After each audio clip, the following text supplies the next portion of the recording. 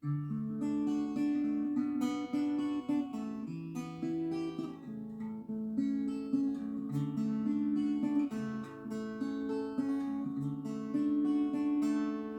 a mis sur le mur, au-dessus du berceau, une photo d'Arthur Rimbaud, avec ses cheveux en brosse. Elle trouve qu'il est beau, dans une chambre de gosse. Bravo, déjà les petits anges, sur le papier peint, je trouvais ça étrange. Je dis rien, elles me font marrer, ces idées loufoques, depuis qu'elle est en cloque. Elle se réveille la nuit, veut bouffer des fraises, elle a des envies balèzes. Moi je suis aux petits soins, je me défonce en 8 pour qu'elle manque de rien. Ma petite, c'est comme si je pissais dans un violoncelle, comme si j'existais plus.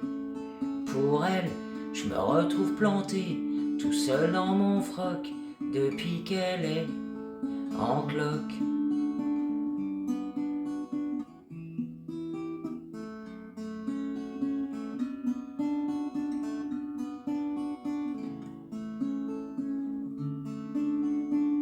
Le soir, elle tricote en buvant de la verveine. Moi je démêle ses plottes de laine. Elle use les miroirs à se regarder dedans, à se trouver bizarre tout le temps. Je lui dis qu'elle est belle comme un fruit trop mûr. Elle croit que je me fous d'elle. C'est sûr, faut bien dire ce qui est. Moi aussi je débloque depuis qu'elle est en cloque. Faut que je retire mes grôles quand je rentre dans la chambre du petit rossignol. Qu'elle couve, c'est que son petit bonhomme qui arrive en décembre, elle protège comme une louve.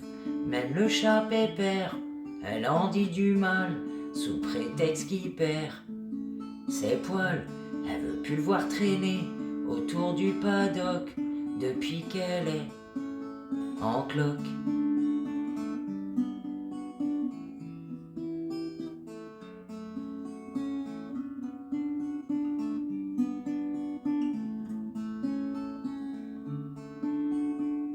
Quand je promène mes mains l'autre côté de son dos, je sens comme des coups de poing. Ça bouge, je lui dis t'es un jardin, une fleur, un ruisseau. Alors elle devient toute rouge. Parfois ce qui me désole, ce qui me fait du chagrin, quand je regarde son ventre et le mien, c'est que même si je devenais pédé comme un phoque, moi je serais jamais en cloque.